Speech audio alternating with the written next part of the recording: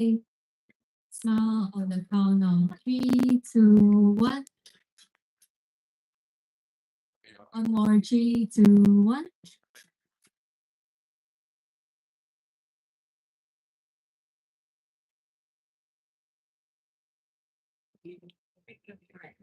Thank you, everyone. Thank you once again to our esteemed panelists. We kindly request our ushers to escort our VIPs out of the function.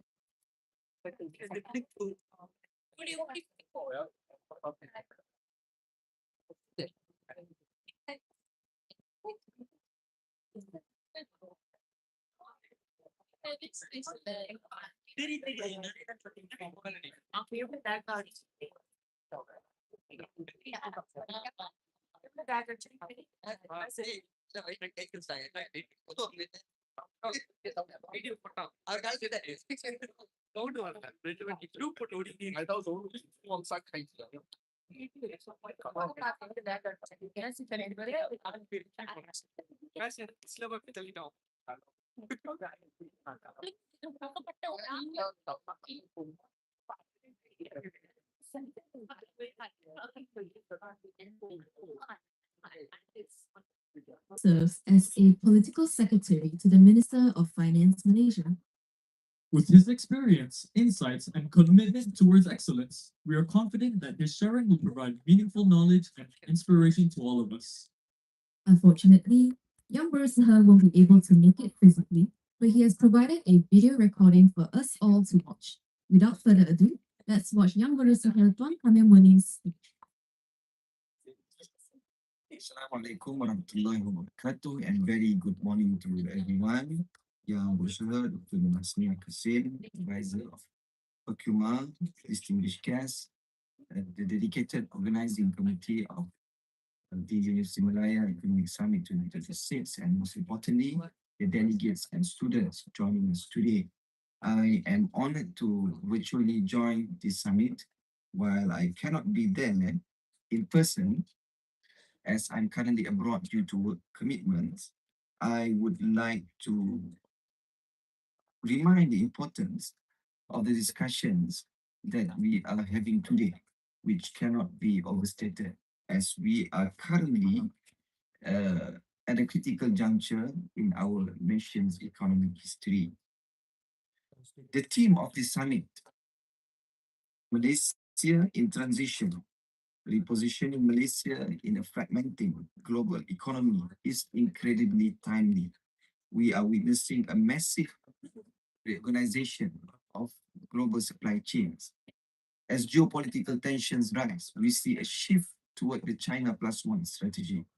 This is because our strategic position and our established infrastructure, our country has become a prime beneficiary of this shift, particularly to a massive boom in semiconductor investments. However, we must be honest about our challenges. While MNCs are investing heavily in our manufacturing and logistics sectors, many regional headquarters remain in our neighboring states, such as Singapore and Thailand. Currently, we are seeing employment volume, but also we must strive for employment quality. We cannot rely on being a low-cost labor destination while our neighboring states like Vietnam, Singapore, Thailand, and India offer stiff competition. Our goal is to move up the global value chain, shifting from just assembly to R&D and design. This brings me to a vital point for the students here, addressing the education industry misalignment. What is the reality? We produce many graduates. There is often a lack of the applied, adaptive, and critical thinking skills that a knowledge-based economy demands.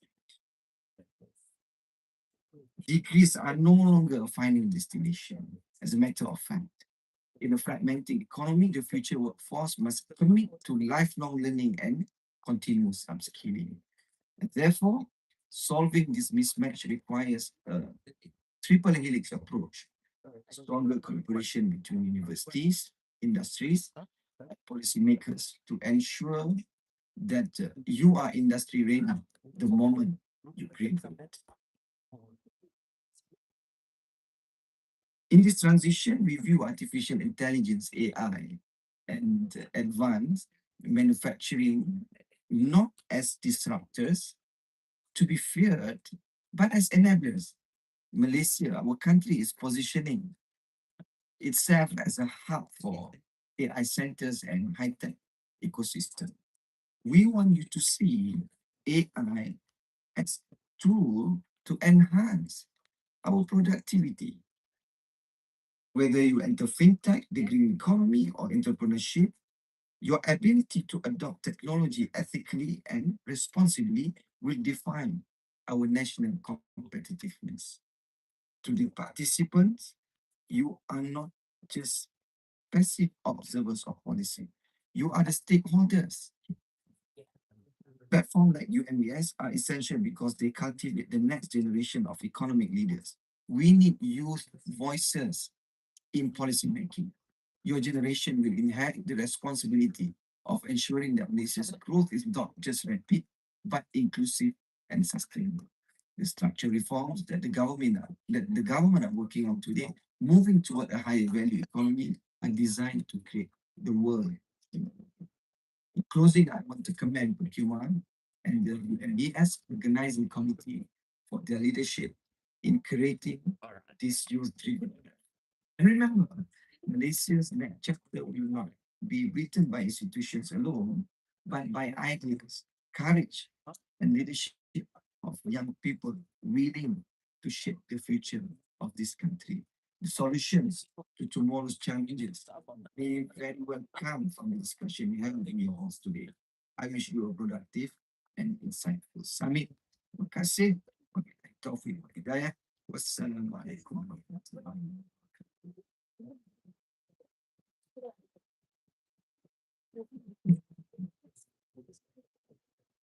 Thank you, Young Berusaha Tuan Kamil Munim, for the video presentation. We will now be proceeding with Forum 2. So please, we'll now be proceeding with Forum 2. So please remain in your seats as we will be beginning shortly. If you have any friends who are outside of the hall, do call your friends to return to this hall. Thank you.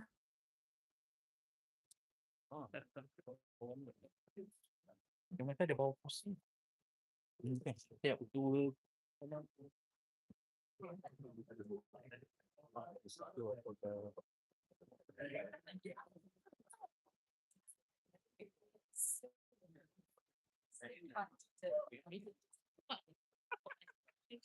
oh, ini kau nak? Ya.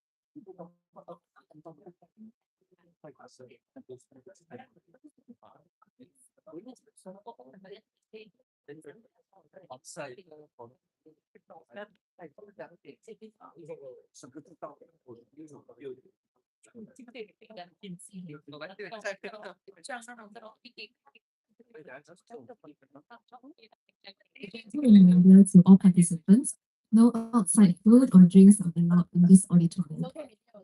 Thank you.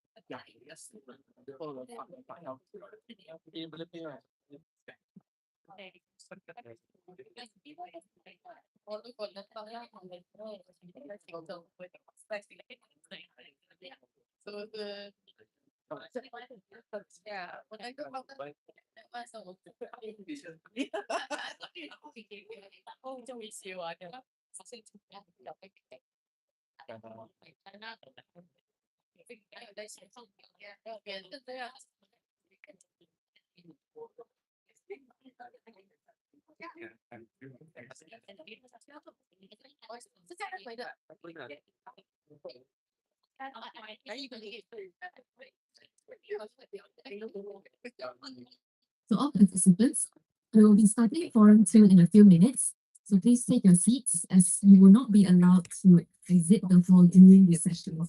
Thank you.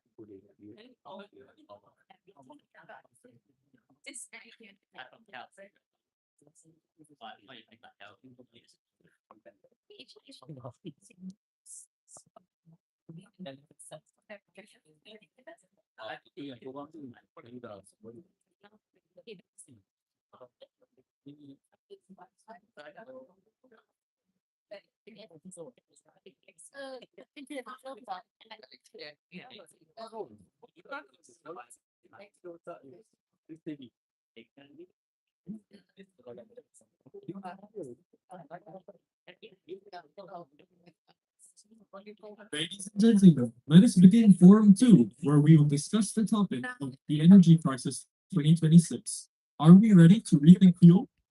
Now, please rise on the arrival of our esteemed VIPs. Announcing the arrival of Yang Berhormat Akmal Nasir, Minister of Economic Affairs of Malaysia. Engineer Dr. Rifqi Irzuan Abdul, Associate Professor at Taylor's University. Our moderator, Mr. Luqman, European UMES economics student and Bank Evaluation Scholar. The company will Professor Yusri Mahmoud, the Dean of the Faculty of Business and Economics, University Malaya.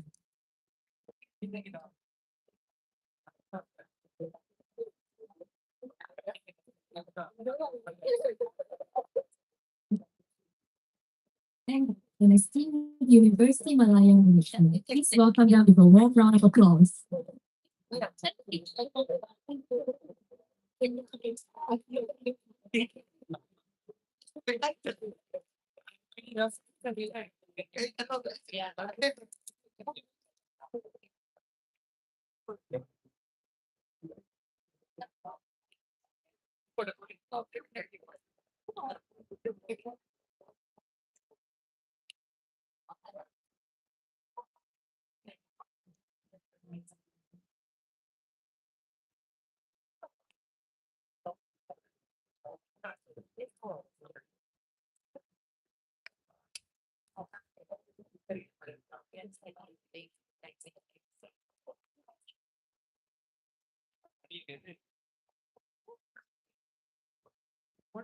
Yeah, you may take your seats now.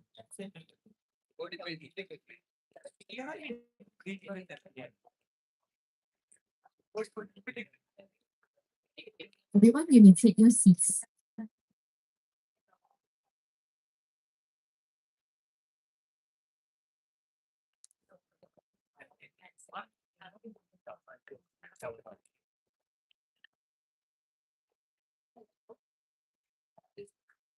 Let us introduce our esteemed panel for this forum.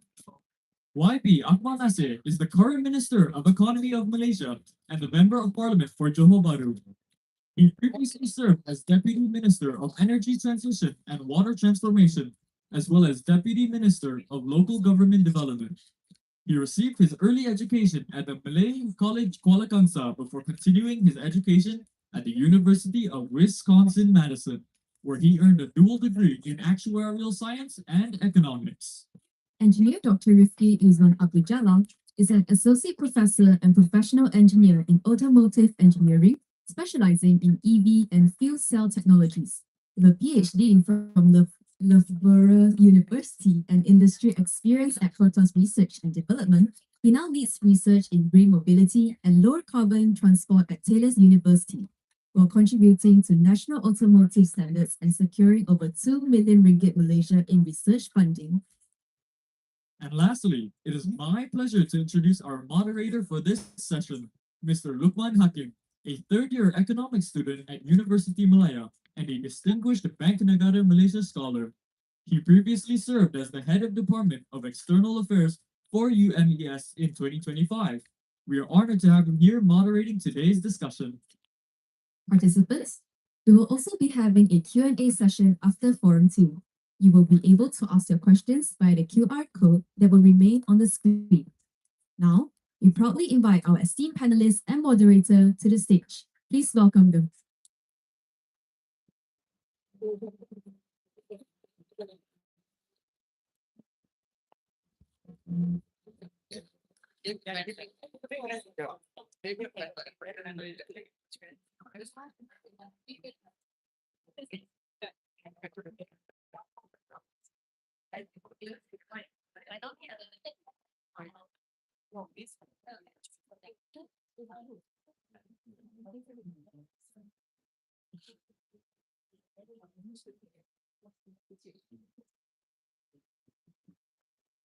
Okay, hello. Assalamualaikum. Good afternoon, everyone.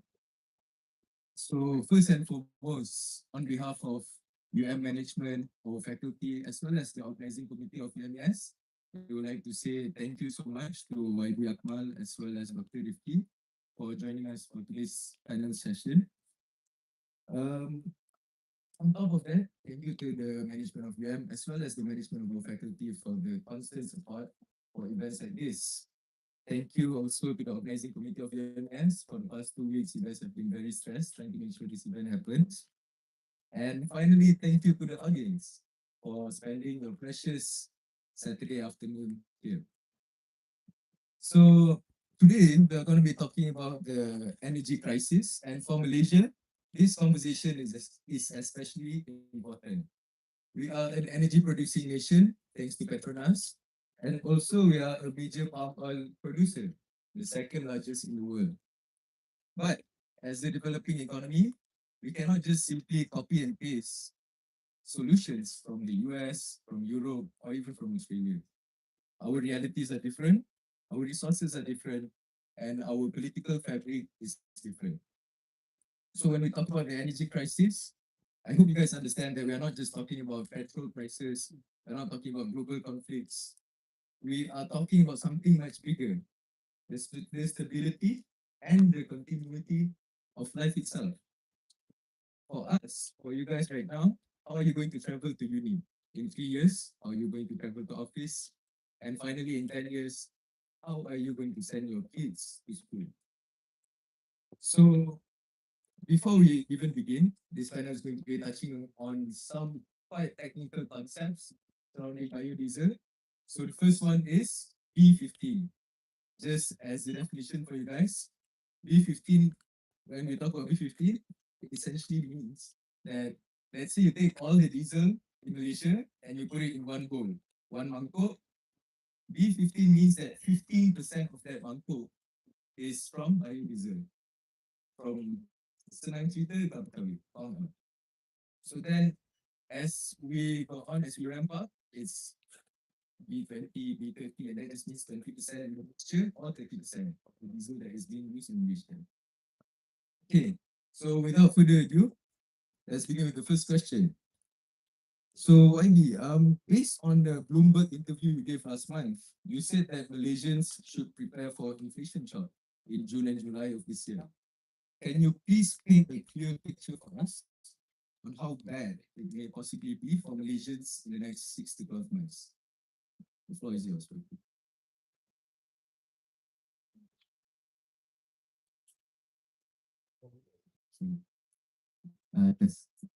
Terima kasih kepada Saudara Luqman, Dr. Professor. Thank you for the invitation.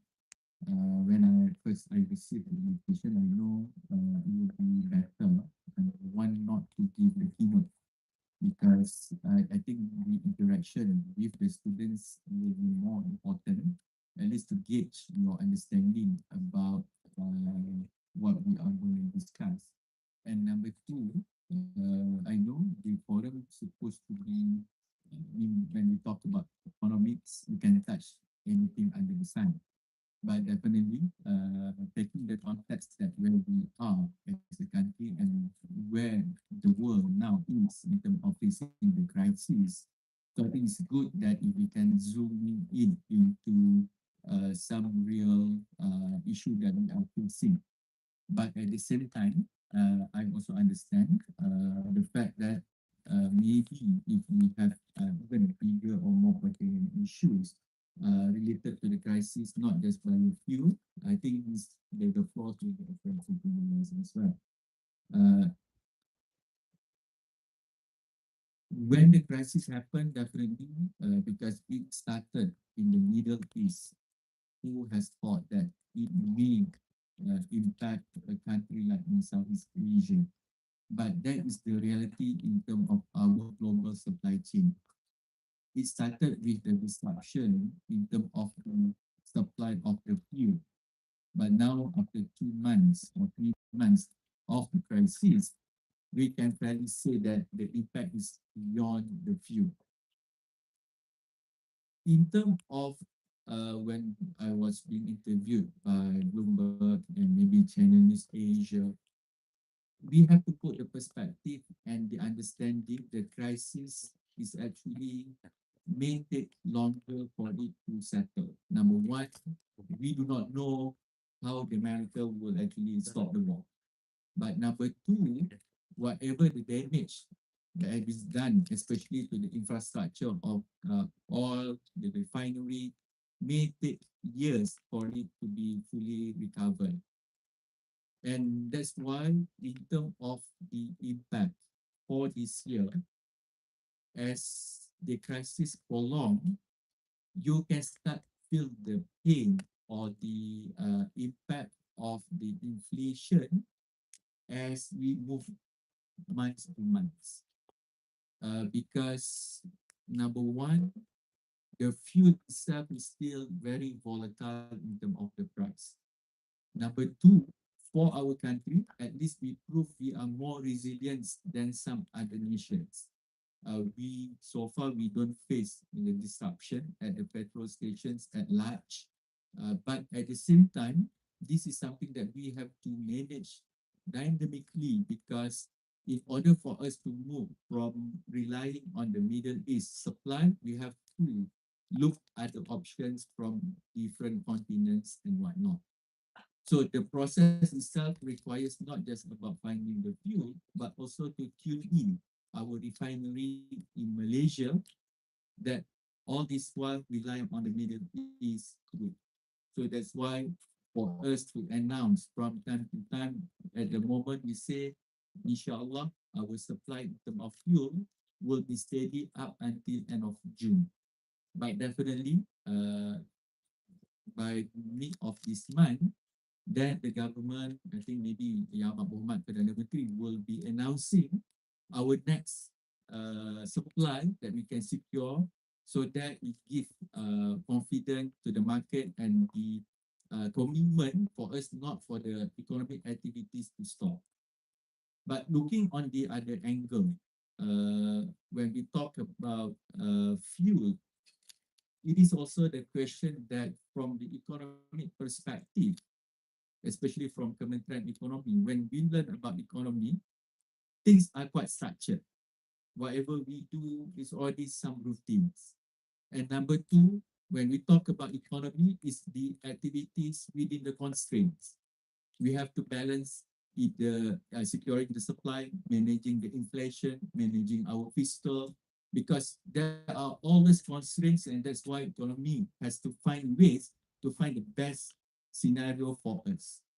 So when things are moving from in terms of what happened starting from the crisis, on the field itself, the main issue we need to address is to secure the supply. How do we secure the supply? You find the supply. Number two, how can we prolong our supply? So in terms of diesel, as Luqman tried to explain, B50 means that the composition between biodiesel and diesel. And I'm not sure, I just asked Luqman, and he admitted to me before we became inside the hall, he only realized that our petrol station, we have been using B10. Do you guys realize that? Yes. So some UM student actually realize better than you lah. So B10, actually at our pump station, at the moment, we are consuming B10 for our diesel. In that sense, actually already have biodiesel component at our pump station. So when we talk about the crisis, definitely through the M10, the weekly meeting that we have been calling to really understand all the situations and trying to find ways how to intervene in addressing these issues. And yet we have been talking about the demand, yet we are talking about the supply. So one, definitely we are asking Petronas to keep searching for the options. Where can we get supply beyond Middle East? But number two, we also look in a way, how can we prolong our diesel supply by finding suitable replacement? So that's how it started. So when we got Kementerian Komoditi, Peladangan and Komoditi to come and actually telling us in terms of the current situation, that's where from our plan all this one in terms of biodiesel, we have the aspiration to upgrade our facility, for example, on the biodiesel to B30 by 2030. That is the aspiration that we put. That is in terms of our capacity, in terms of ensuring the biodiesel can push up to B30. But even that is not enough, because when we talk about the supply chain, it has separate components. The bottleneck that we are facing at the moment is the blending facility. We talked about the mangkok tadi, but where can we mix that between biodiesel and diesel? This is where we call blending facility.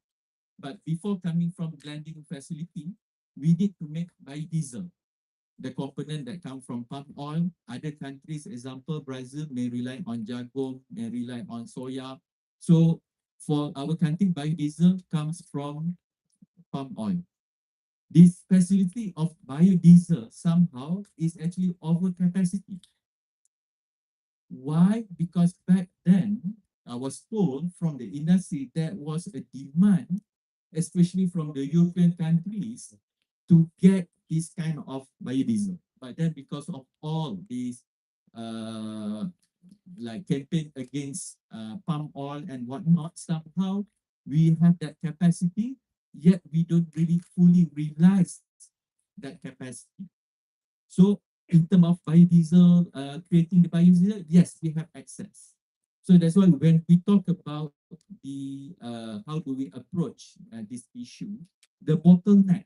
That's why I said when we think about economy, it's all about the constraints. The bottleneck now is at the mixing blending facility.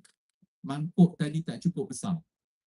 So when we discover, when we talk from the industry, I call not just from the KPK.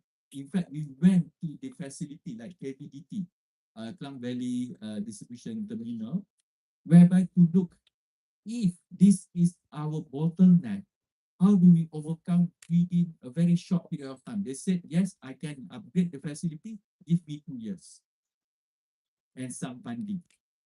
But definitely, funding is another issue that we have to address through our budgeting process.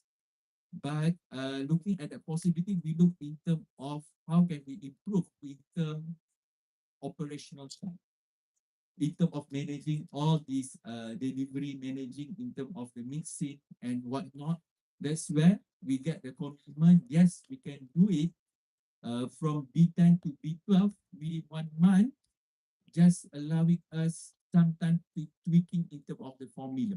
You do not need to change the bowl, but we change in terms of the flow rate of putting the biodiesel. We change in terms of how long will it take to mix the recipe and whatnot. So we are talking very technical in that sense, but in terms of approaching this crisis, we have to prepare for the long term.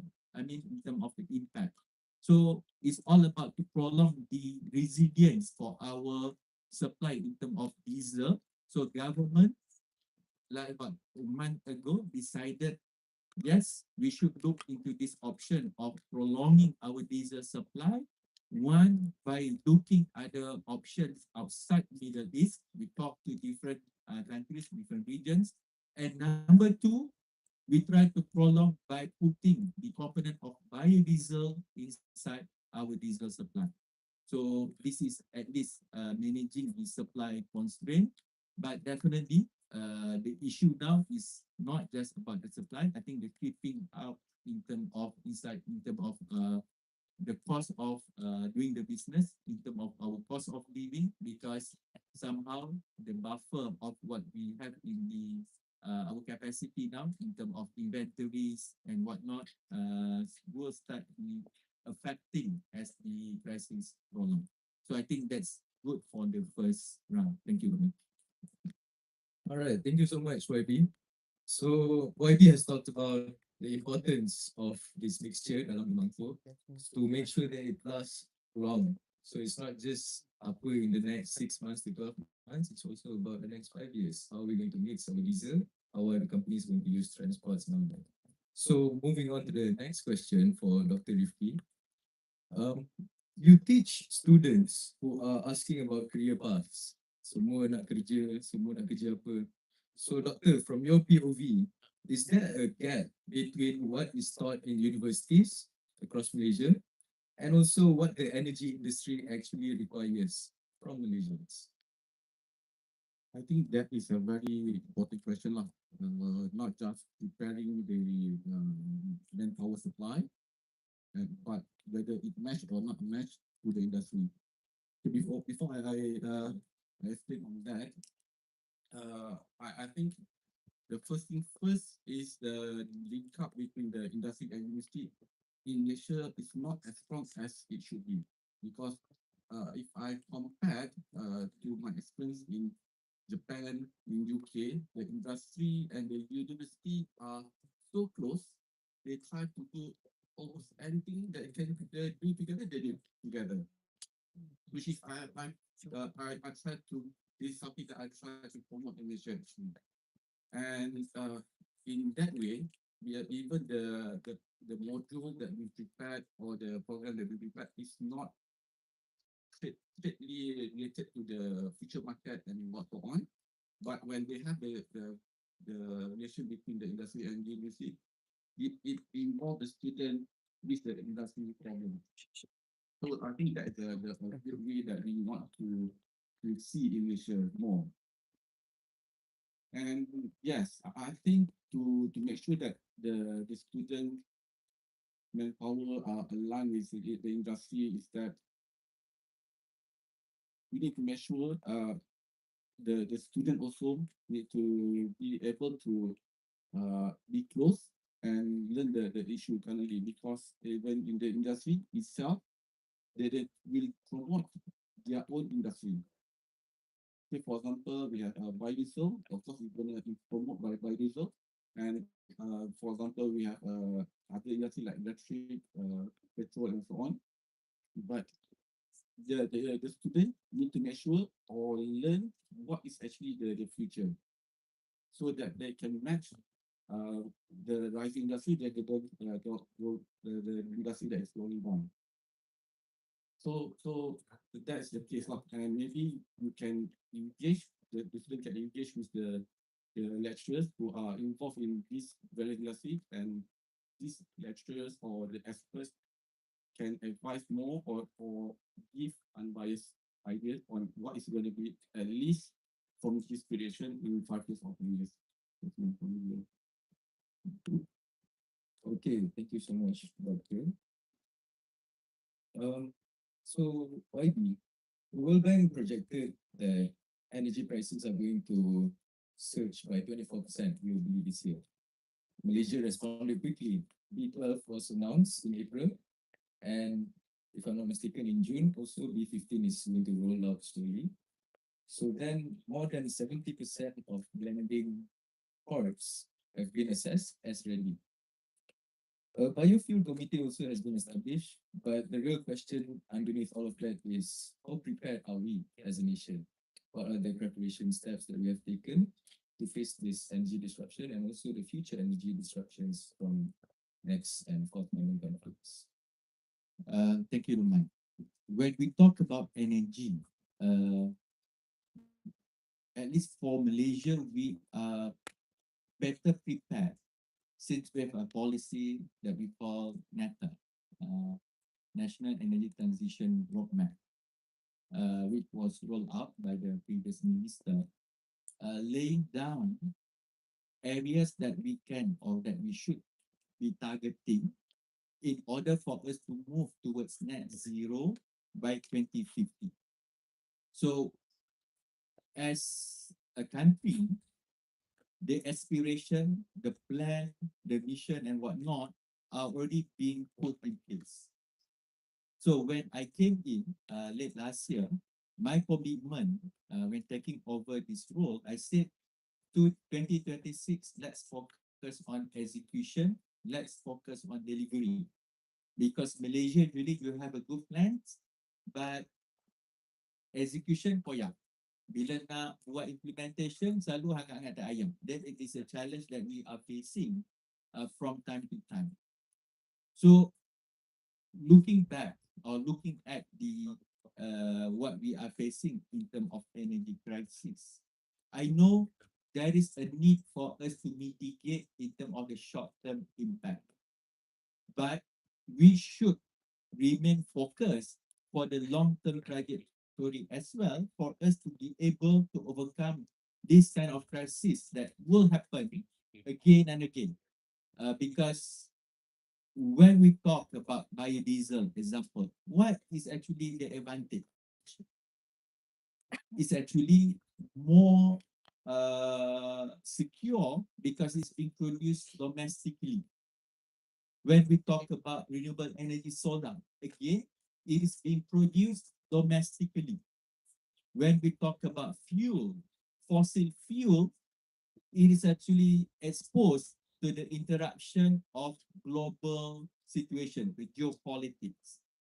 So that's why if we are talking about are we ready to face this kind of challenge of energy crisis, partly we have the plan, but now how to really implement it. So that's why when we talk about in the context of biodiesel just now, we are talking how to increase even in terms of the numbers only from 10% up to 15%. But still within few months, at least to roll out within 1 month by 1st June, inshallah, there will be increase in terms of our biodiesel component in our petrol stations. But number two, in terms of the raising, is also quite significant from 500,000 in terms of million metric tons from the sawit becoming 800,000. So it's still meaningful within that short period of time. But looking forward, managing this short-term impact is actually more tricky because definitely as a government, we have to ensure the impact in terms of inflation is manageable.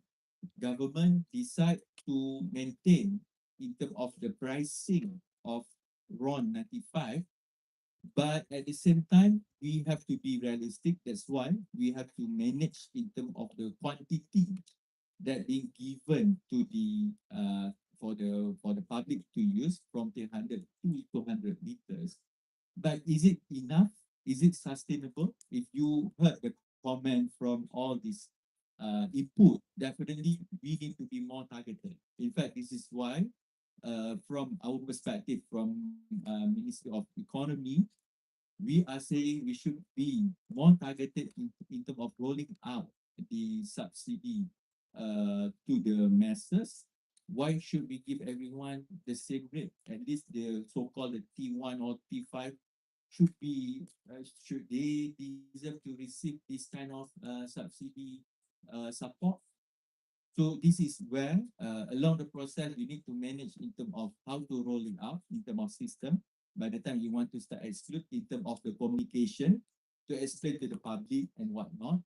And number two, when we talk about when you give such good price to maintain the inflation to at the some minimum impact. I think from February to March there is already showing from 1.4% to 1.7% in terms of the inflation increase. But when you maintain such price, even for the diesel segment, definitely leakages is another issue that we need to address. So that's why how for the government to manage it is all about the enforcement. I know when we talk about it, so long there is a gap between of the price. I mean, you are doing the business. So long there is a price gap, people will try to take the advantage because the margin is good.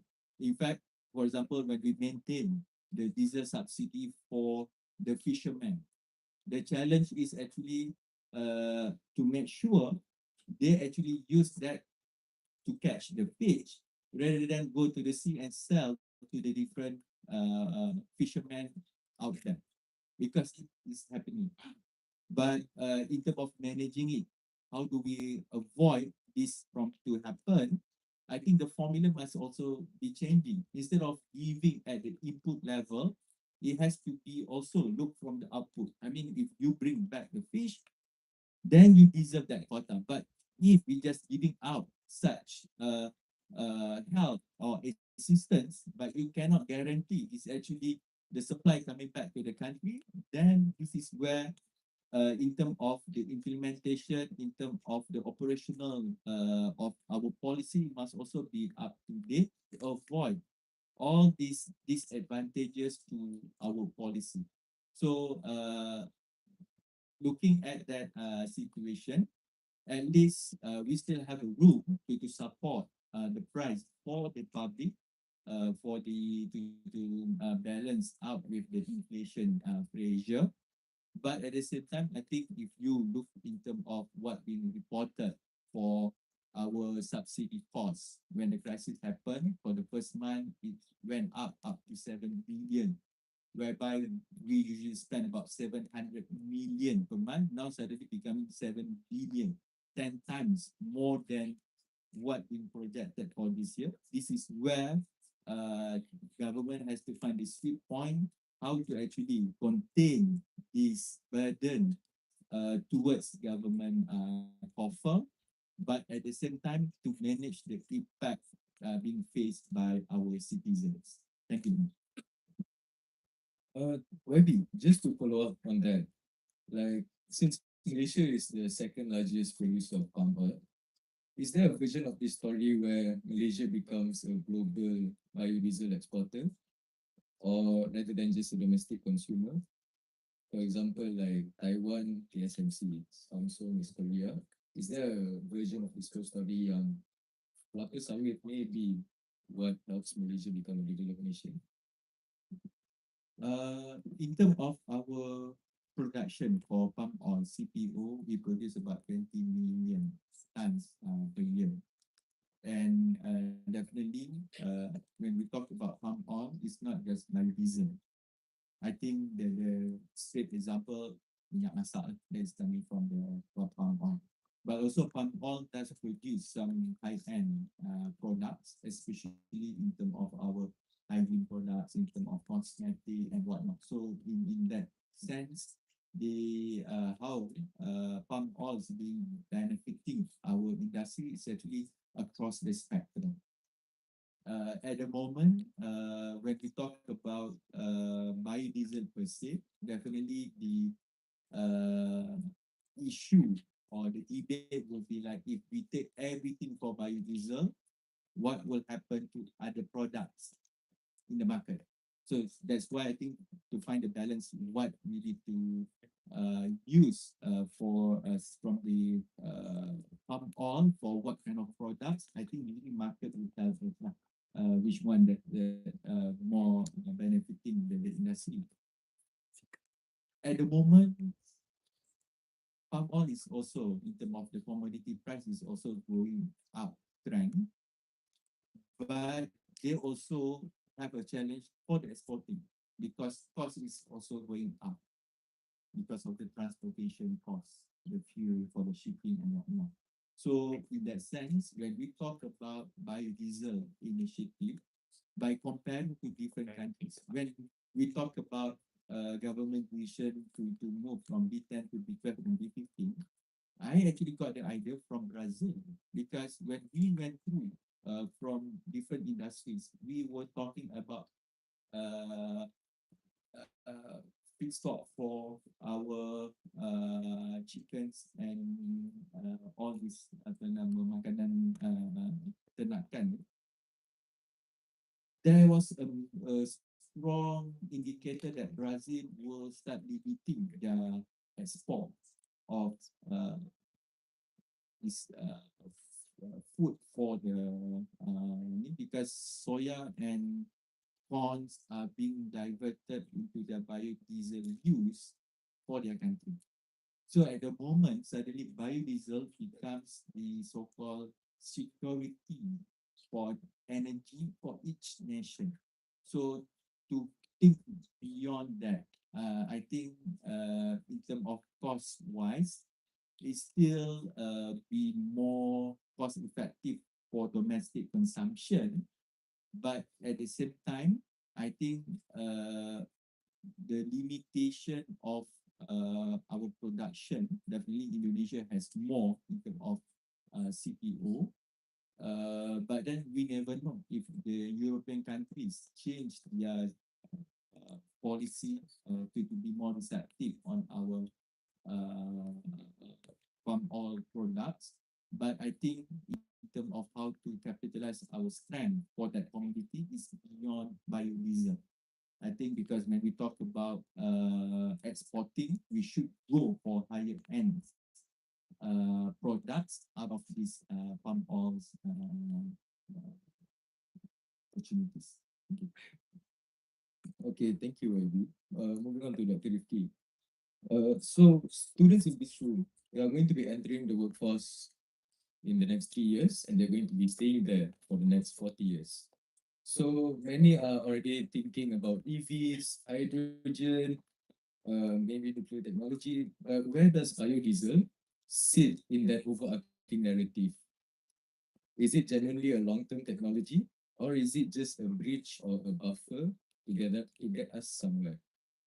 Okay, in terms of biodiesel, I think biodiesel is suitable not to just replace diesel. It should be more like a sponge for the local consumption. For me, what does sponge mean? For example, when we have crisis like this is our chance, especially in Malaysia, because we have palm oil. We can use this palm oil, convert it to our fuel. This is our advantage compared to other countries.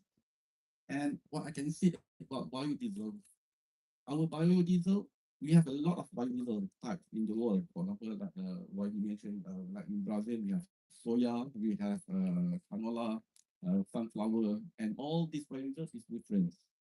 And if we put into the rank all of these biodiesel, uh, unfortunately, our palm oil biodiesel from palm uh, is the second highest in terms of what we call a problem in terms of a cost type. Uh, but the highest is coconut oil. But coconut oil is rarely being used for biodiesel. But I think, fortunately, Malaysia is a very suitable country to use the biodiesel because we have a very hot country, which is this issue of biodiesel is considered not an issue because post start as a biodiesel fuel only happen on a poor country. So from Malaysia, it's a very suitable place. Malaysia, Indonesia, any Southeast climate country is a very suitable country where we can really use the palm oil based biodiesel. And actually, how can I say is that as a part of researcher that we did study on, yeah, as you mentioned, we going to go or the government going to look into the feasibility study into the B15. Actually, we already gone through into the B20 and B30 just to make sure that the government agency, for example, the most important agency is the NTOB, the one who would look into all the biodiesel things just to give them the picture whether it is feasible or not feasible. Okay, in terms of technical, uh, the vehicle biodiesel, I can say we have done up to B30, which is not a problem. And the good thing about biodiesel that maybe not maybe being properly promoted is that it does help our emission or it does help our climate in two ways. The first is what we call we introduce the net carbon, which is rather than we use take the crude oil and turn into diesel and burn and straight away produce the carbon dioxide. So we have the palm plantation where the tree is actually need carbon dioxide to grow the tree. So it's actually sucking all the carbon dioxide that harm the climate and then it produces the fuel, which is very interesting in terms of the going to a better climate. Of course, it's not that efficient, but still it does help us to go help the climate. And the second one, not just by having the tree absorbing all the carbon dioxide, but also the engine when we use biodiesel, it does really help making the exhaust gas much better. In terms of the thing that one of the thing that we are worried with diesel compared to petrol, normal petrol, is that it have like a particulate matter. Like well, in simple term that we can say like a very small dust. The smaller the dust, it can directly go into your blood directly. It doesn't need to go into inhale. It can directly go to your blood from the skin if the particle is so small. So it's a very dangerous thing. But with biodiesel, it does reduce the particulate matter, the CO, and also some cases the NOx. But unfortunately, if we have introduced NOx is the one of the toxic gas. One actually for palm oil is a bit higher, but it's not that significant. But if we really want to make sure the industry prepare for our biodiesel, for example, we say at one time when we want to run at very, very high biodiesel, for example, B50, to make sure that the engine really produce a clean exhaust, we can make sure the industry tune the engine properly, make sure the emission is going to be completely much better compared to the normal diesel. So we can say that in terms of environment, it is a very, very good in terms of using biodiesel rather than normal diesel. But I think if we keep pushing the biodiesel, one of the things that the infrastructure preparing the blending and so on, one of the issue I believe is that maybe what you already mentioned is that one of the fears that we can see, a lot of fear, for example, like focusing biodiesel rather than the cosmetic, the cooking oil and so on, is that maybe our supply of rubber also might go down because people see that palm plantation is going to be giving them much better income better than the rubber. So this is something I believe YB is really some the need to look into it very detail because the wrong trade-off might introduce something else, which is one of the concerns I got from the LGN. So but I believe we need to make sure that the biodiesel is just enough for the buffer. But if you think the fuel is going to be a different story. And I think for you guys, in terms of future trend, biodiesel, and I think palm oil is a very good area because we can say that it's not just the engine side. We have also a lot of new product we can invent, and we want a lot of new ideas that we want you guys to invent from our own resources because I think the idea in terms of the economy, I believe is we need to reduce import and increase in export. So that should be the goal for our country to make sure our base economy is in a good hand. Thank you for the breakdown, Dr. Rifqi. Okay, to spice things up in this room, and guys, please pay attention. So, after this, I'm going to ask YB about nuclear. So, Western countries has been exploring that option. Some are quite credible, some is quite good, a lot of green lights. How about Malaysia, YB? And how about you? Is nuclear an option for us in the future? Thank you, Luqman. That is the interesting part of economy. We need to understand from all the contexts. And today we are talking about energy. I would say I was quite lucky because I spent 2 years at Petra, the previous ministry, really looking at water and energy. And last year, during the Energy Asia Forum, I think I was among the first, but definitely also under government leaders. When we talk about our approach towards net zero 2050, we also need to understand what it means for our energy sources.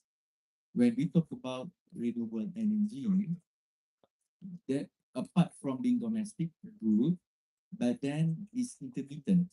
Our solar can only produce during the day.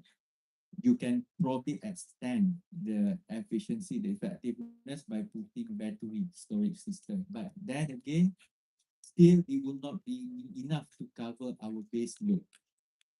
Base load basically in the energy term is how you can have a consistent supply. And usually we got from fossil, two main fossil fuel for that will be gas and coal. We have given a commitment by 2044, no more coal power plant in Malaysia. So by the time we remove that from the system, can we continue to have reliable electricity supply without anything to replace our base load?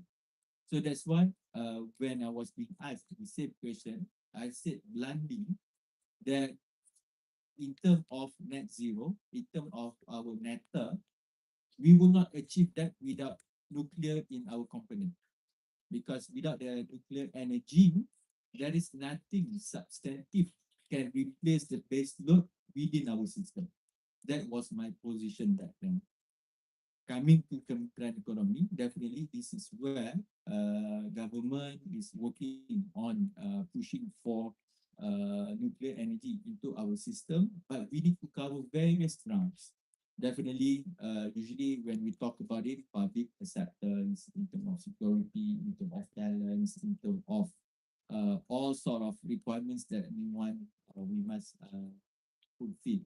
And that's why what we need to do, we need to really fulfill the obligations for the international standards. But the good thing in terms of the context at our region, there are also our neighboring countries are looking into that option as well. So my view, the acceptance must also be there for our region to come up with this nuclear energy as our option. But then again, when we talk about it, definitely there will be more questions need to be addressed. For example, nowadays when we talk about nuclear, there are also options like SMR, small modular reactors, or we go for conventional. Issue will be about the cost and whatnot, etc. So this is actually one area. I know last time we tried, but then it was being shelved, and then now we are pushing it again, and the target is clearer because this is actually linked up to our aspiration for net zero by 2050. And this is where opportunity which you guys probably will be the one who can actually really understand from the context of econ business on the nuclear side. So this is what I think another opportunity for the country, but definitely by the time we have more base load in our system, it will also jive to our aspiration to become the connector in the region. We are pushing for ASEAN power grid example. So in that sense, definitely Malaysia will have a clear potential in terms of clean energy for the future. Okay, thank you so much, Rifqi. So in the final 5 minutes before we open up the floor to questions, since the Minister of the country says that, we shall do it. Okay. So, yeah. So guys, you guys can scan the QR code up there, and please send in your questions.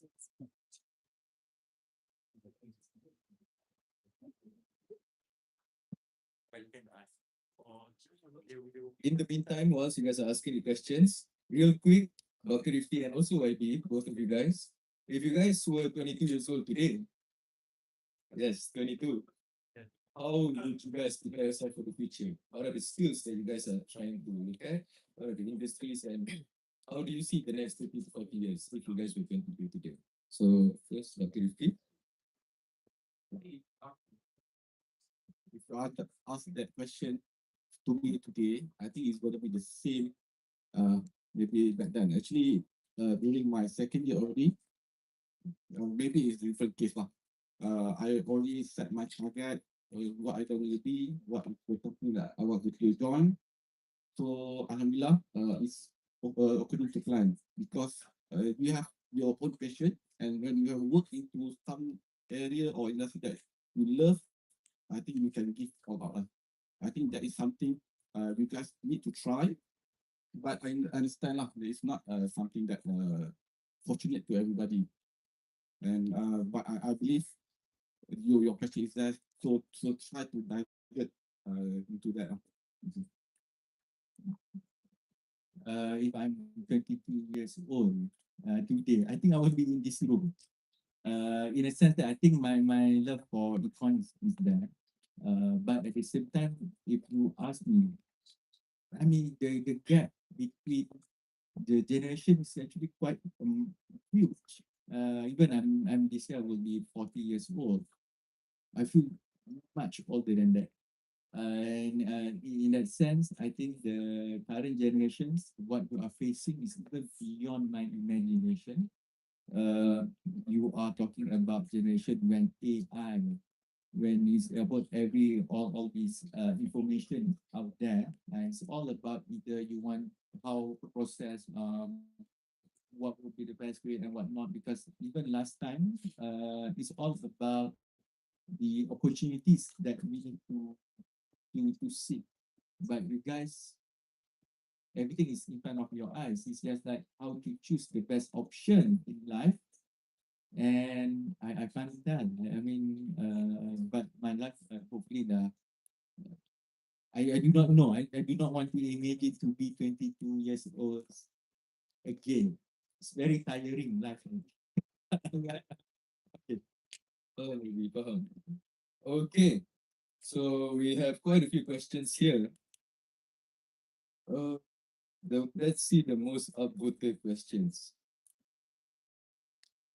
By the way, guys, make sure don't send questions that can get me into prison.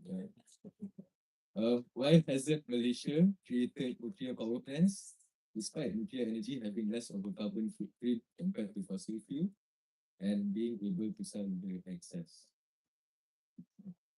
Number one, probably the cost, because in terms of the aspiration, we have research reactor at Bangi.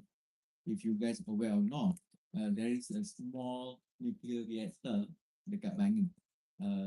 Jadi in that sense, in terms of preparing our talents, even back then, our leaders were talking about we wanted to explore the option of nuclear. But number two, definitely when we talk about the cost, it's also about the options that were viable because back then the thinking of energy is more towards affordability, and we have options. Coal definitely cheaper, gas and whatnot. But now, when we talk about fossil fuels, it's not just about the cost, it's also about the sustainability and the issue of security to secure the supply in terms of what will be the impact in the future. And especially now we have put the commitment. That's why uh, to adopt such big idea for the country, we need to put that commitment strongly. We want to achieve net zero earliest by 2050. That will be the push factor that would drive us to that option. Given even when we talk about nuclear, many challenges, especially the cost, I think will be another issue to be debated as we move towards that. But hopefully, by then the country is ready after looking all the options that we have. It will be the most cost effective for us to do nuclear, as much as what we talked about biodiesel today. Okay, thank you, Wendy. Next most upvoted question. I would like both panelists to answer, but first of all, Dr. Rifqi first. Um, what are your thoughts on the government putting a minimum price for imported cars, EVs, to 300K to reduce competition towards IMAS 5, IMAS 7? Yes, Dr. Rifqi and also YB. I think it's a bit complicated. I think the industry, automotive industry, actually for Malaysia is quite tricky. Not like 10 years before, 20 years before, because Malaysia started quite early in terms of automotive industry, and suddenly, by the time it go, suddenly automotive industry are already at the junction where we need to see how we what is the automotive industry. For example, right now we already know that China, 10 years back, or sorry, not 10 years, 20 years back, is totally different compared to automotive industry today. And about automotive industry, it's not just in terms of giving the public cars. It's also about the country survival. Uh, part of it. Because I always see that any nation that this is my thought. I will always believe that any nation that have a very strong automotive industry, it will consider as a very strong nation in terms of advancement and so on. For example, previously previously China is not a very strong automotive country. The nation also we can see is not that big. And right now we can when we see China is the global major player of automotive industry, they are also the global world power already. And when we see US automotive is going down, we can always see that the US nation is not that strong as previous. So it's also about how we want to play around with the auto industry can really support the world, the public in a whole, not just for the car buyer, but also, yeah, the idea is that at the end, well, as I mentioned, we want to reduce the imports and increase the export. That should be the idea. I think I didn't have the data what the government have the data that they decide the 300,000 and so on. But I believe the government looking at that issue. They need to make sure that the local are sustained and they want to push Produa and Proton to start exporting more and more, not just for local consumption. If government doesn't protect the local Proton and Produa, and how they're going to start to export. I believe we also hope that Proton and Produa take this opportunity, the platform that government gives, to make sure that they can really excel and show that they really can do well. I think that's the critical part, not just the thing that government prepared, the industry to take this opportunity to excel. Then we can see that the benefit. If not, it's a bit hard, a bit hard situation. Adalah Dr. Rifqi dah jelaskan tu. The problem dekat Kementerian Ekonomi, I think this is also the challenge faced by the former minister. Okay, ini selalu overstep different ministries ni. Comment on other people punya territory. I think definitely this is on meeting. But the criticism now, I think we need to address. Definitely we need to have clarity because this is what being asked by the industry because we are talking not just from the perspective of the stakeholders of the industry, but also the users. And definitely, I think Doctor has put the perspective from the industry itself. But at the same time, in terms of where we are now, when in the moment of crisis, we are talking about reducing the dependency on fossil fuel and whatnot. This is another component that government must really verify to what we are trying to achieve in the overall objective. But number two, definitely in terms of the benefit, either which angle or directions that we choose, definitely we need to really put in that perspective so that the public will appreciate what the policy is trying to achieve. Definitely, because when we talk about the industry, is ongoing issues being put to the context. But for me, as a Kementerian Ekonomi, I do not want to pijak kaki orang because if not, we get into trouble. But definitely, the issues must be brought to the cabinet to really get the view, not just from one view, but also the overall understanding. Because usually when we talk about economic policies, actually you guys must aware when I was at your age, the most idea that really fascinating me is about unintended consequences. This is where usually we talk about policies from one angle, but we forget the repercussion on the impact, the unintended repercussions that sometimes may eclipse other things. Thank you. Okay, thank you, Abi. Thank you, Doctor. Next question is quite fun. How does the government plan to subsidize us beyond June? And let's say the subsidies go away, how is it going to look like? Macam mana nak go away sikit to make sure politically it's still viable?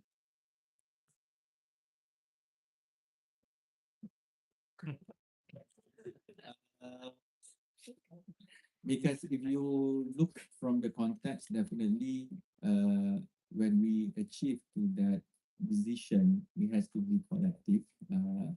And usually we discuss the issue to M10, but such decision will be made up to cabinet for the approval. When we talk about the issue, definitely it's not like you can just switch on, switch off the light. It's like whatever we decide, it has to be managed uh, carefully, smoothly, so that it will not create unintended impacts. And at the moment, when we look in terms of our subsidy mechanism, as I said earlier, one of the components that we face difficulty the most will be about managing the leakages. And I think you guys also aware, like example for diesel usage in Sabah Sarawak, we just maintain the price to 15, but without any other limitation. So that is where the government will have to address first and come up with a solution so that we try to manage the issue of subsidy leakages with a proper system in place. I think last 2 days or yesterday, it was already being announced as KDS scheme will be expanded to Sabah and Sarawak. And number two, definitely in terms of managing our diesel, now is being looked at the option. Can we do the same like Budi 95 for diesel? So these are the issues being looked at. Before I say how long this is going to can be sustained, can we just pull the plug? But I think the government approach now, definitely we need to have enough resilience, try to prolong our strength even to our fiscal and whatnot. But at the same time, I don't think we just want to tarik semua just like that because that will create panic, that will create more uncertainty. But we need to be more prudent. We need to be more careful in managing our budget. So definitely, I think next month, next 2 months, that will be clearer in terms of how to reduce that burden as we brace off this crisis, which we do not know when it's going to come. Thank you, Abi.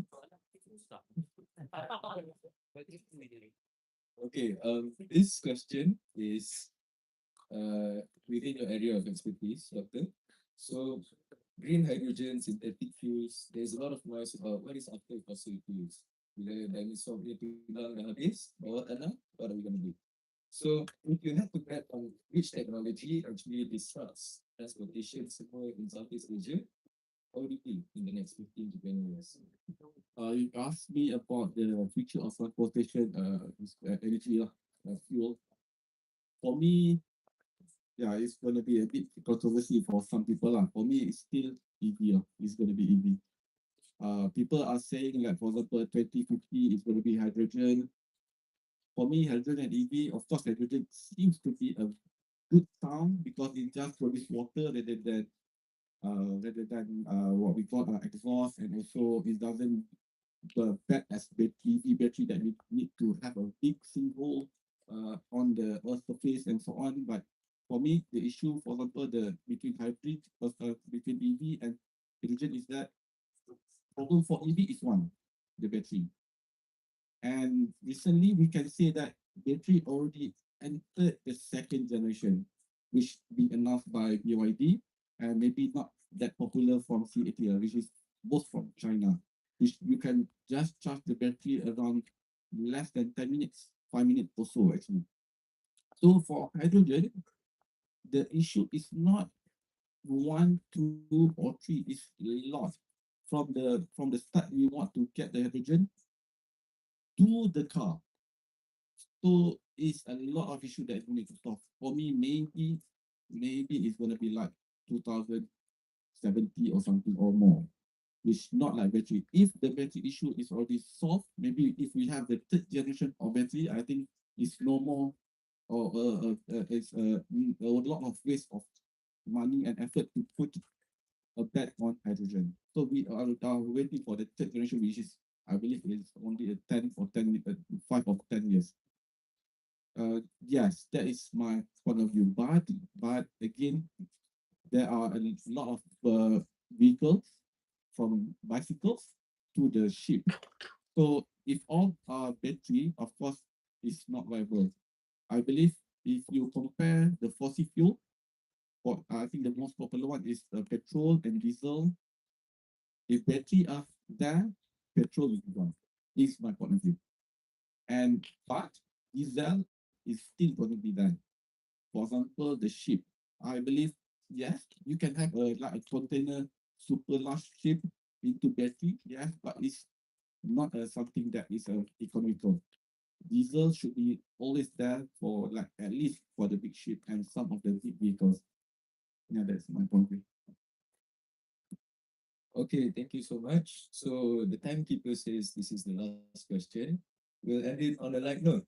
So YB, if you were a color right now, what color would you be? Yes, you will explain to me why lah. If you were a color, what color would you be and why? Red, orange, blue, yellow. How was your week? How was your last 2 weeks? It's okay, take your time.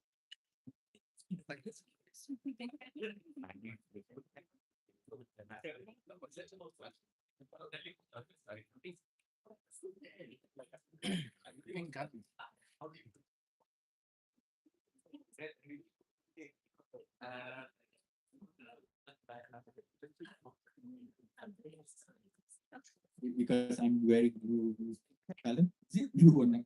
I think it's blue. Okay, on that note, since it's blue, everyone vote for PKR and terima kasih banyak-banyak. So, terima kasih banyak-banyak everyone. Blue banyak option. Oh, betul. I won't say the other option because I want to keep my job. So everyone, thank you so much for your attention. Thank you for the questions. Terima kasih banyak kepada fakulti. Thank you so much for the panelists. With that being said, Assalamualaikum warahmatullahi wabarakatuh. Selamat.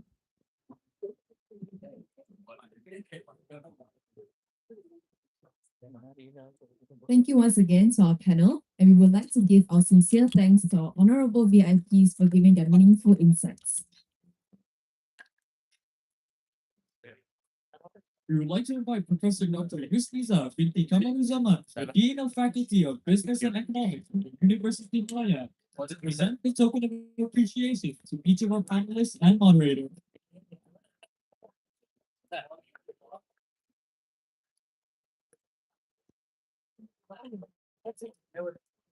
Firstly, we would like to give our token of appreciation to Dr. Rifqi Irzuan Jalal, the Associate Professor of Cedars University.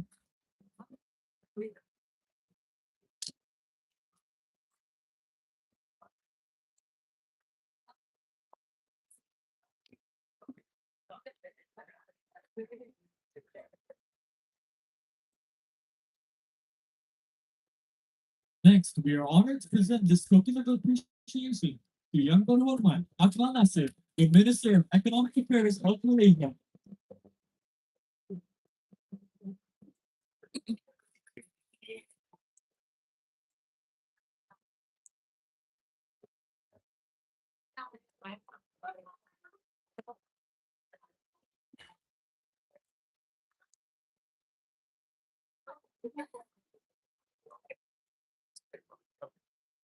And lastly, we would like to give our sincere thanks and token of appreciation to our moderator, Mr. Luqman Hakim, Yorkshire Economics student from Bank of Scotland.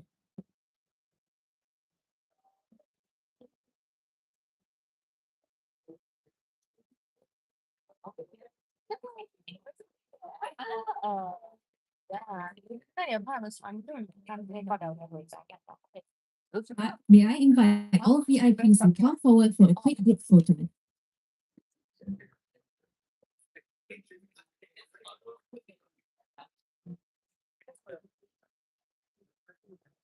Smile on the count of 3, 2, 1.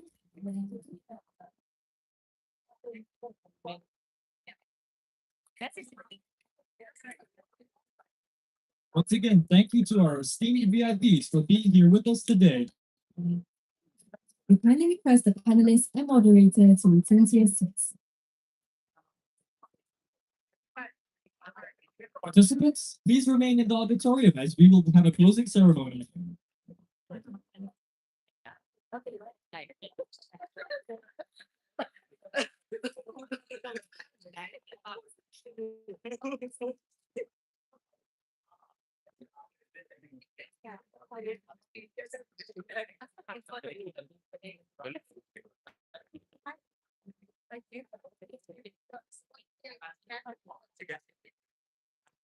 DM dia.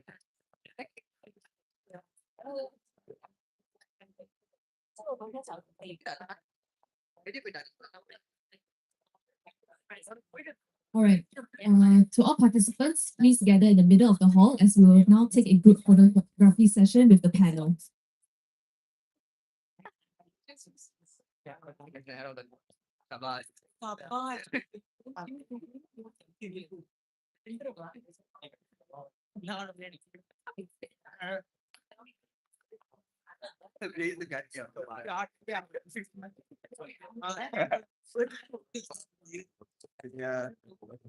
All right, please fill in all the gaps.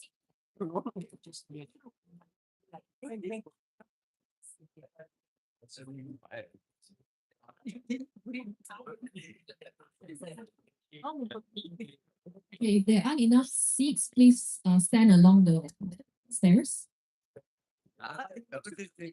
All right, get ready. Okay, get ready on the count of 3, 2, 1. I don't know.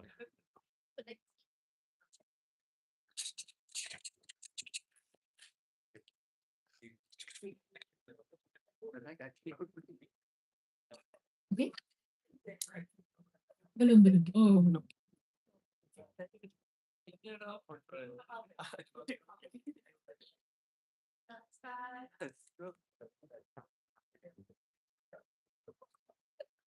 All right, thank you. Có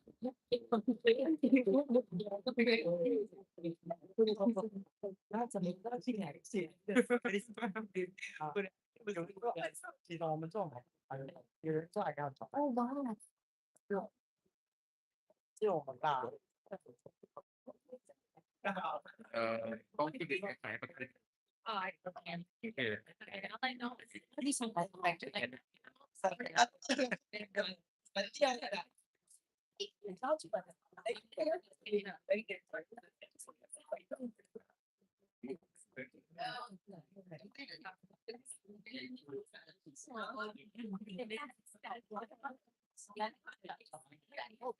Participants, please remain in the auditorium as we will have a closing ceremony.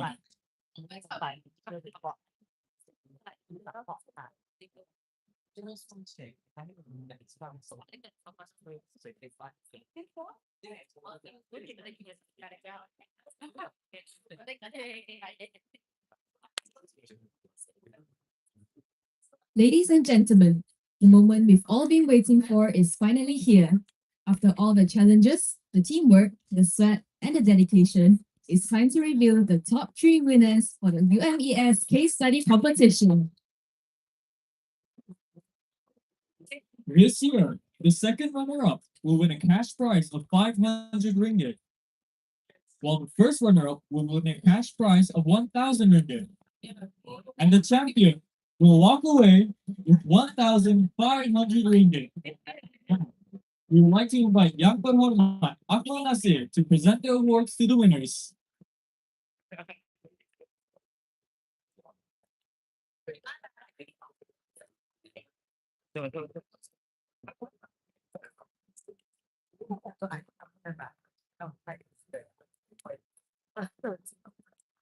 Are you guys ready? Okay, now we'll announce the winners of the case study competition.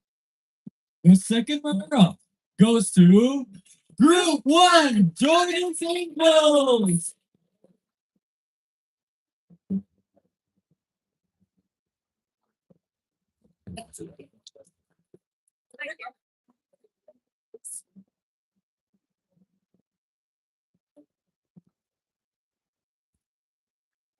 Jaga.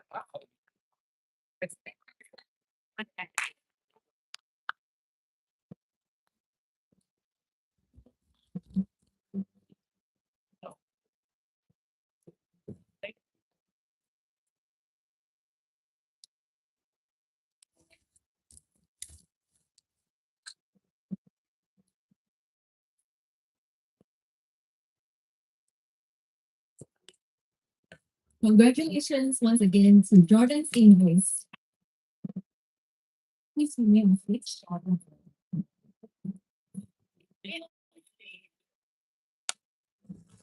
Now, the first runner-up goes to Group 10, Carol and Aaron.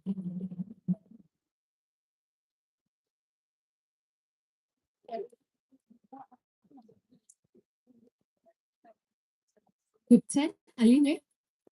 Wait, wait.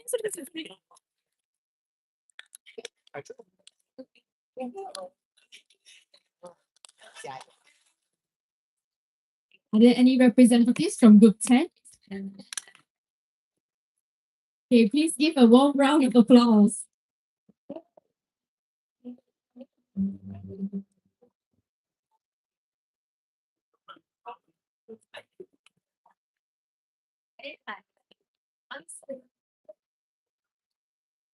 Okay, congratulations. Okay. Please give us a drum roll. Together, please. And finally, The champion of this year's UMES case study competition goes to Group 12, Solano.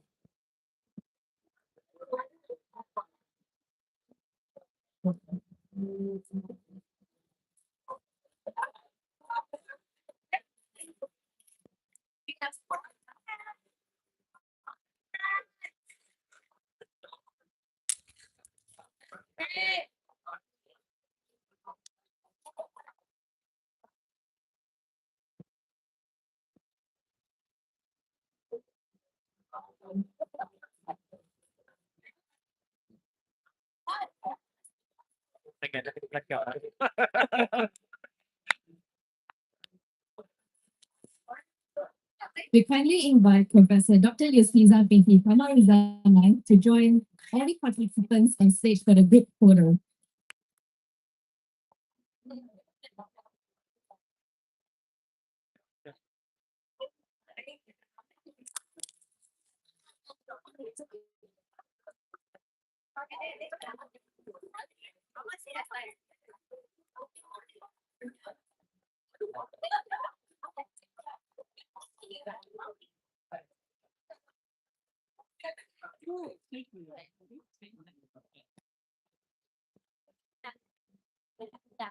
Okay, participants, please move this way.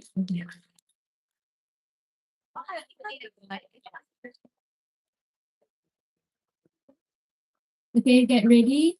Yes.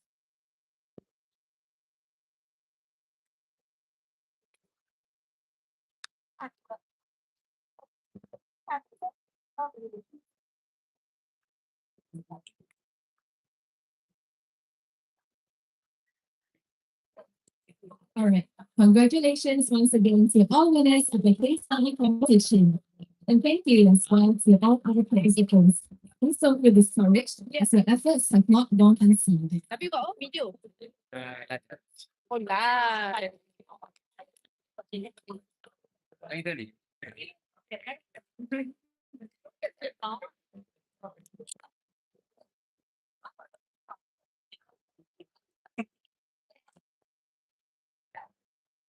Ah. Kenapa ni? Pak, kau.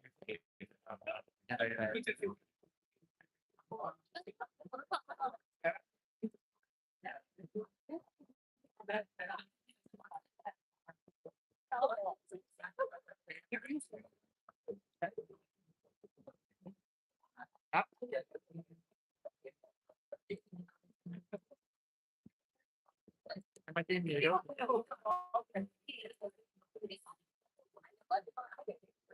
Kenapa?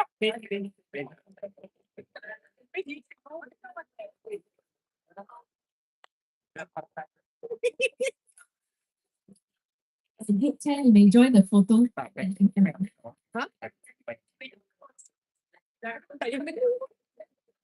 ini. Kita ini. Apa?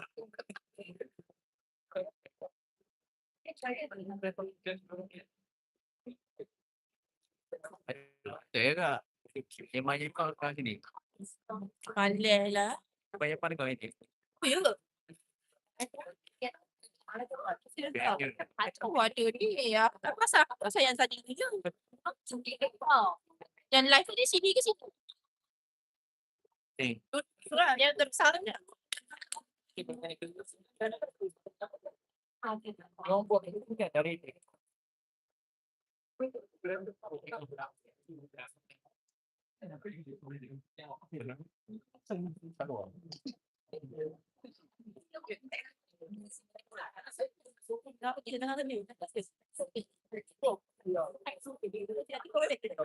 Sakit tu kan? Betul. Alright. Congratulations once again to all winners of the case study competition. With that, we would like to once again extend our heartfelt thank you to all VIPs for joining us today.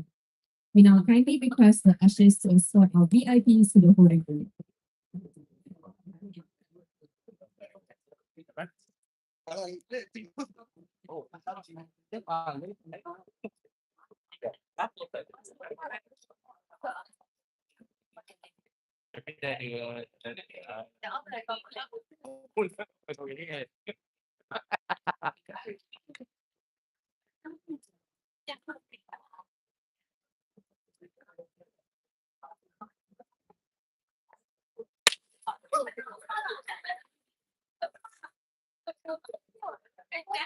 Participants, I would like to remind you once again, please do not leave the auditorium as we are continuing with the closing ceremony.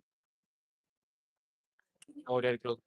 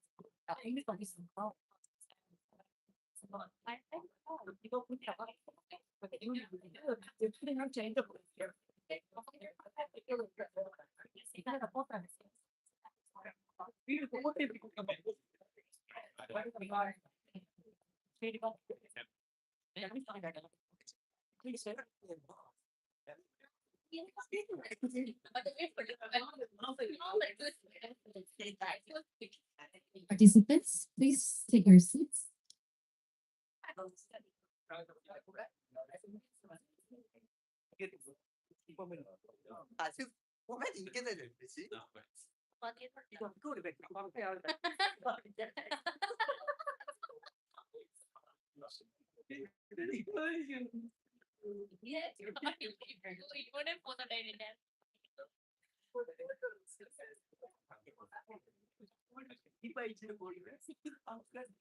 Ladies and gentlemen, we would now like to invite Ms. Yang Hao Roy, the Director of University Malaya Economics Summit, UMES 2026, to deliver a closing speech.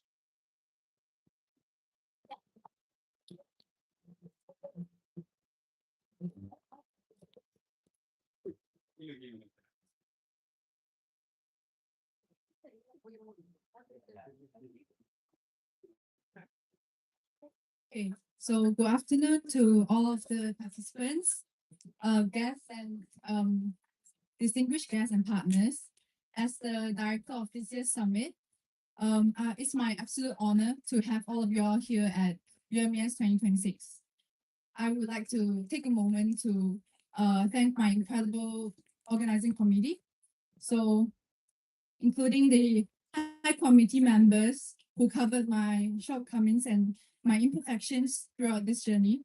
Next, my head of departments. They are the backbone of UMES, the brain that thinks and the engine that runs. It's your energy and your support that carried me throughout the entire journey of the planning process. Okay. Next is the most importantly is the blood flow of UMES. My talented senior executives and also especially the first year juniors, even though it's a summit, but they have proven themselves to be compatible, intelligent, and capable as and these are all of these are the faces that that will be the future leader of UMES. Let's give them all a big round of applause.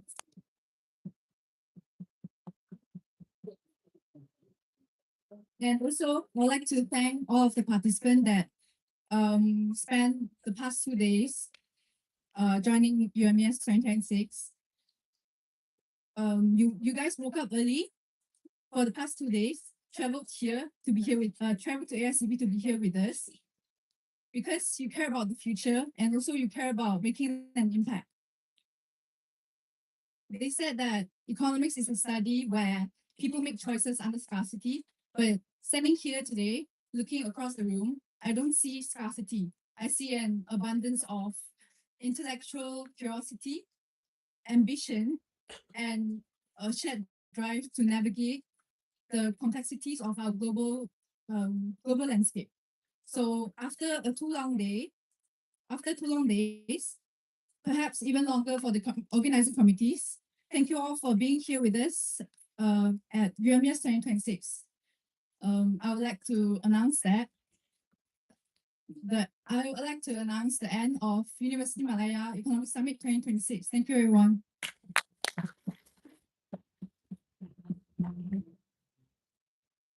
Thank you, Miss Yang, for that lovely speech. Now that we have everyone gathered here, let's take a look at a video prepared by this year's UMES committee.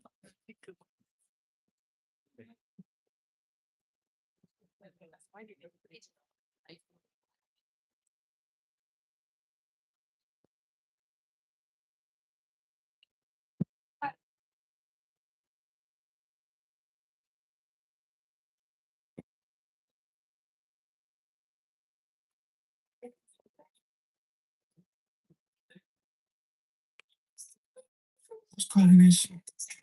Who's calling this shit?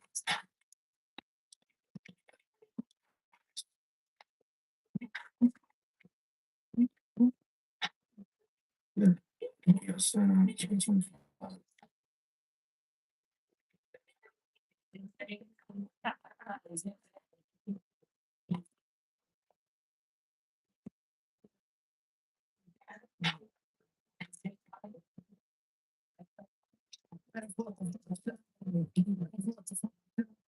Where I feel right now, I feel like it need to be all alone. So if you just playing around, you need to tell your girl to the finance home. That's real. Stop teasing me. Stop teasing me. I could change your life so easily. I keep begging you to stay, but you need me. Me, got sticks in the club, you need me. Six line, you need me. We got members, piece of the DVP. We got members, West on 401. We got a plan, there's more to come. We got that answer, more to come. You won't shop me, girl. Damn, order some. Who's calling that? Who's calling that shit? Who's calling that shit? Who's calling that shit?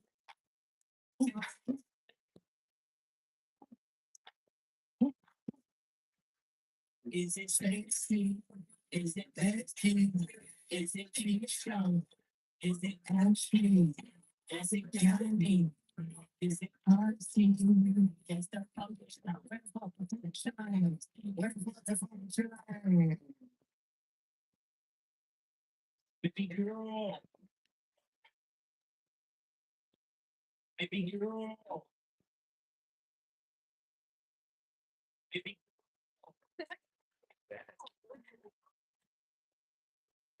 baby girl.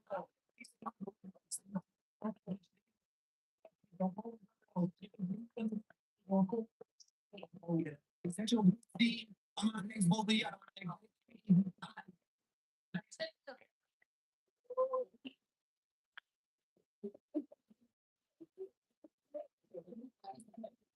Wow, that was amazing. Thank you to all the dedicated committee members. UMES would not be possible without you. And thank you to the media and marketing department for the video.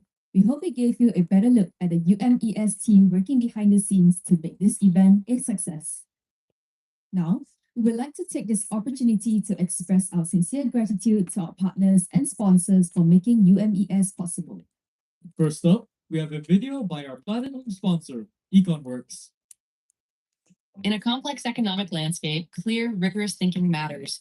At EconWorks, we believe that economic insight is most powerful when it solves real-world problems.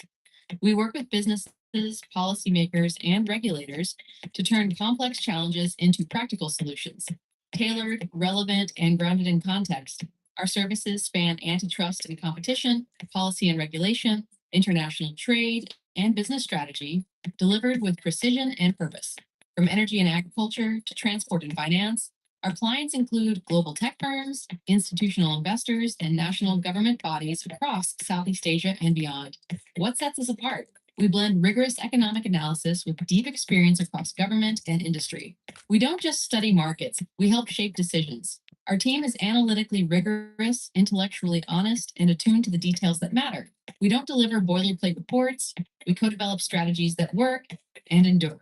From shaping policy to driving business decisions, EconWorks delivers sharp, tailored solutions that make a difference. EconWorks, from insight to impact.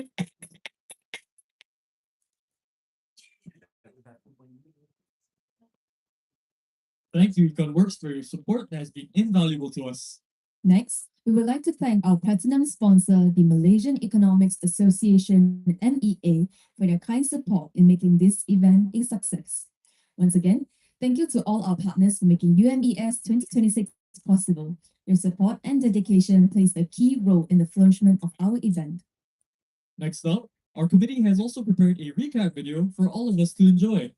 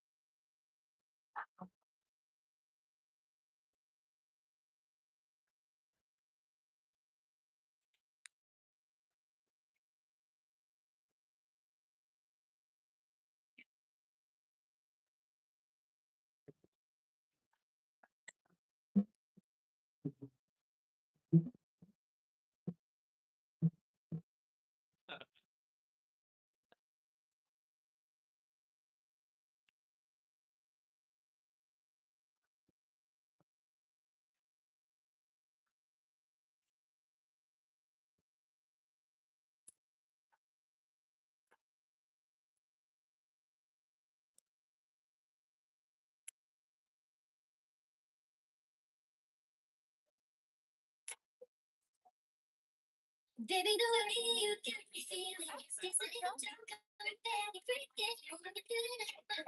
Speed.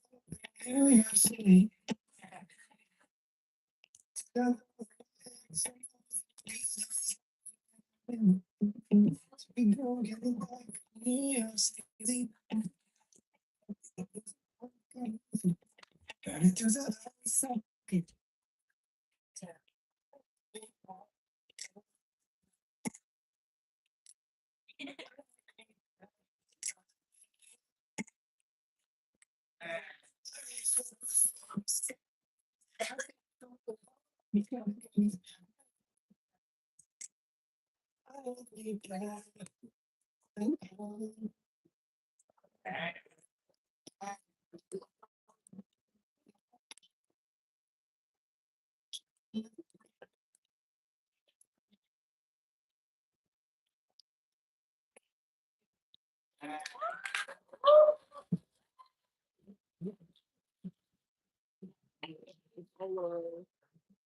we reach the final chapter of UMES 2026, we reflect on two incredible days of learning, discussion, and collaboration. Over the past 2 days, we have explored new ideas, debated critical issues, and connected with passionate individuals who share a commitment of shaping a better future.